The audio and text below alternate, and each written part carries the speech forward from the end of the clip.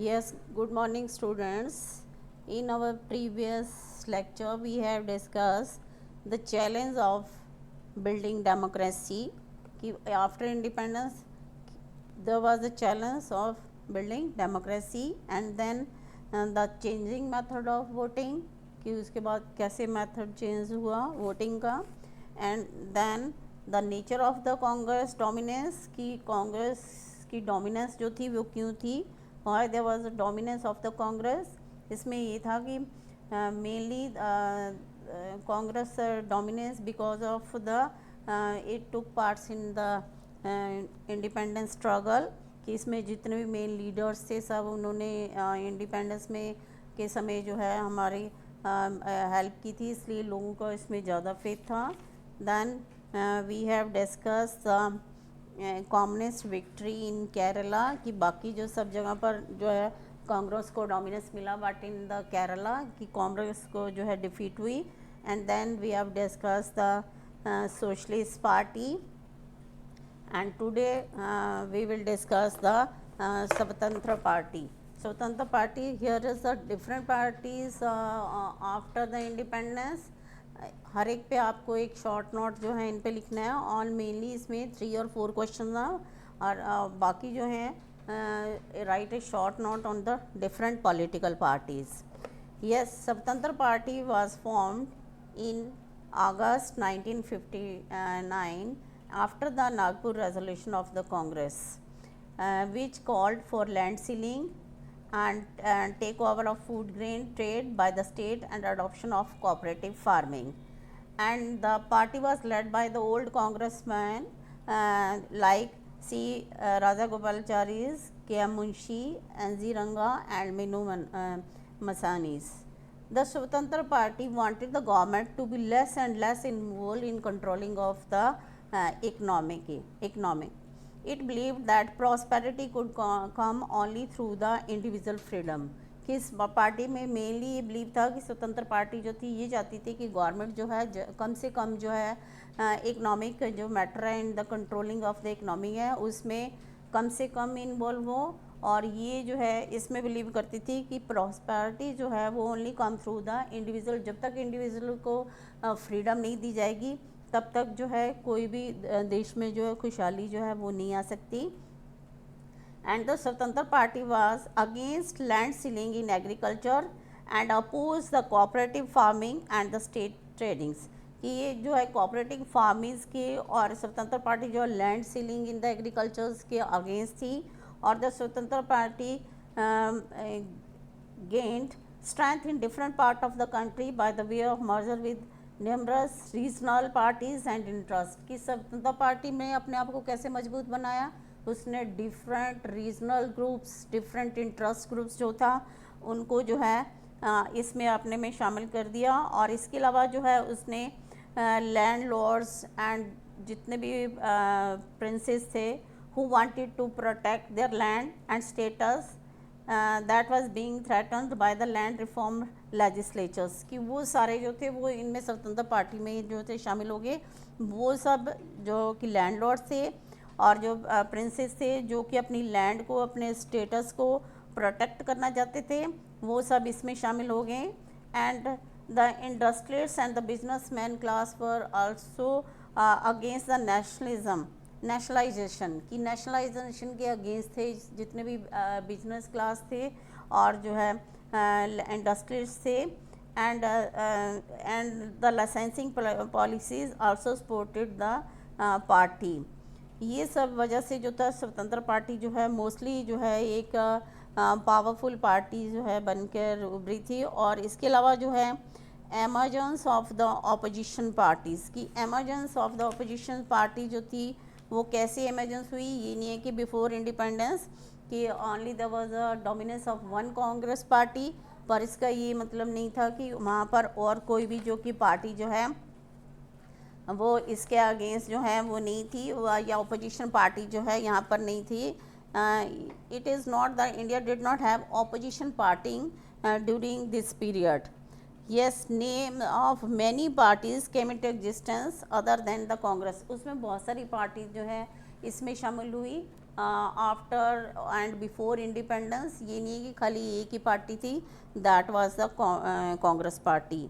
Even then, India had a larger number of diverse oppositions parties and then many other multi-parties democracies. कि India में बहुत सारी जो हैं और भी जो है ये पार्टीज़ थी और मल्टी पार्टीज़ थी और इसके अलावा जो है डिफरेंट डाइवर्स जो है पार्टीज़ थी. और जो है इसमें जो है मोस्टली जो है फर्स्ट जनरल इलेक्शन ऑफ 1952 से पहले बहुत सारी पार्टीज जो थी एमर्ज हो चुकी थी. And some of these parties played a major role in the politics of country in the 60s and 70s. कि इन्होंने एक बहुत मेजर रोल प्ले करा था इन 60s and 70s. And these parties often offered a sustained and often principled criticism of the policy and the practice of the Congress party.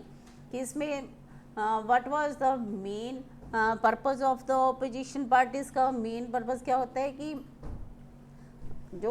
जो भी party जो है द रूलिंग पार्टी होती है, अगर वो कोई भी गलत काम करती है तो उसके अगेंस्ट बोलना है, उनको उन गलतियों को रियलाइज़ कराना है. और उस समय भी यही था कि जो दूसरी पार्टी डिफरेंट पार्टी जो थी वो जो है क्रिटिसाइज़ करती थी किसका, the policies and the practice of the Congress parties. की कांग्रेस पार्टीज़ में और उनका जो है कांग्रेस पार्टीज़ की पॉलिसीज़ को जो उनको ठीक नहीं लगती थी वो क्रिटिसाइज़ करती थी.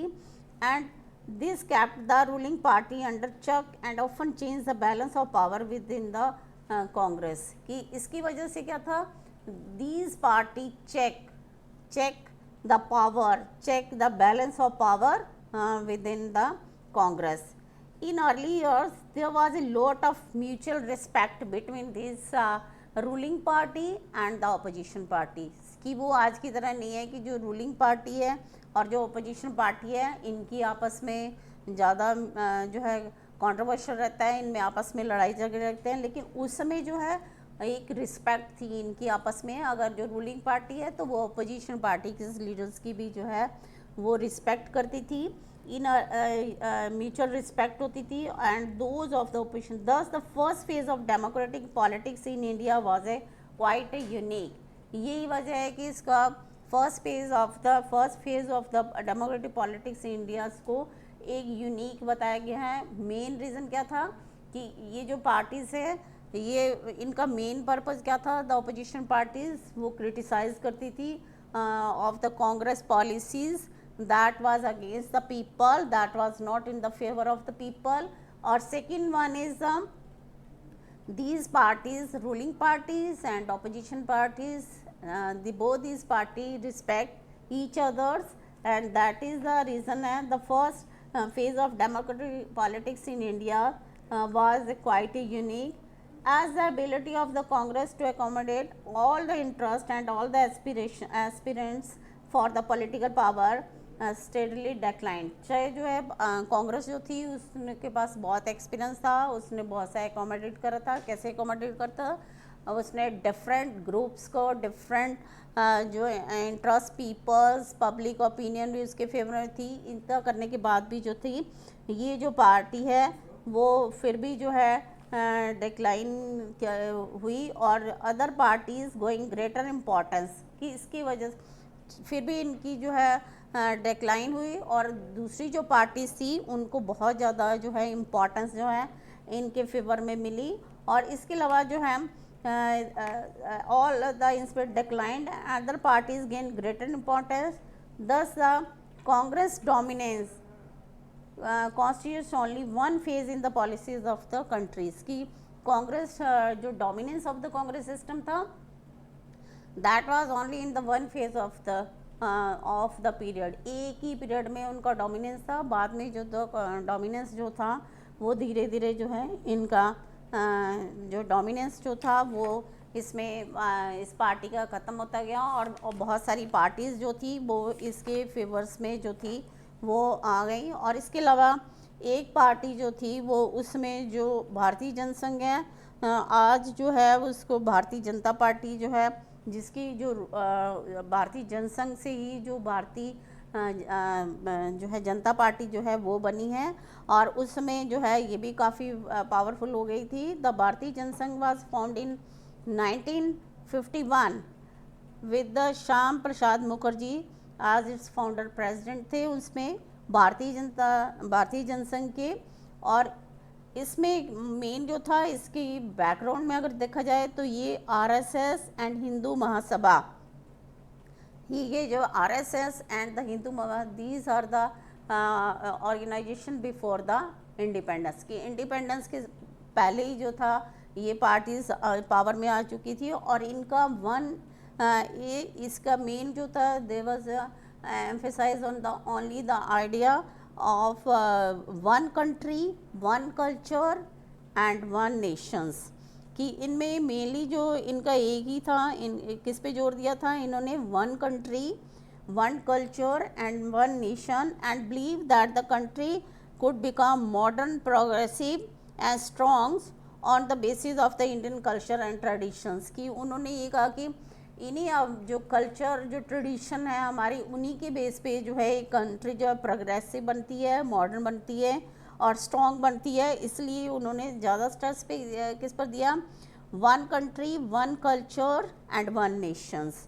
इसके अलावा जो है इस पार्टी ने इसको रीयूनियन ऑफ इंडिया भी इसको कहा जाता है, क्योंकि इसने जो रीयूनियन किसका किया था, that was the India and Pakistan in Akhand Bharat, ये जो पार्टी है। इसके अलावा जो है इस पार्टी ने मेनली किस पे स्ट्रेस दिया, इसमें जो है पहले जो इंग्लिश और हिंदी था, इन्होंने mostly they have given the stress, they were oppose the English and also oppose the granting of concessions और to religious and cultural minorities को जो है एक स्पेशल ग्रांट देने के लिए भी उन्होंने इस पर भी जो है जोर दिया, वो इसके अगेंस्ट थी। और इसके अलावा ये पार्टी जो थी वो ये चाहती थी कि there was a developing nuclear weapon, कि न्यूक्लियर वेपन्स को भी डेवलप करने में, ताकि वो कहते थे कि मॉडर्न जो है एक कंट्री जो है तभी बनेगी अगर हम इन न्यूक्लियर वेपन्स को डेवलप करेंगे।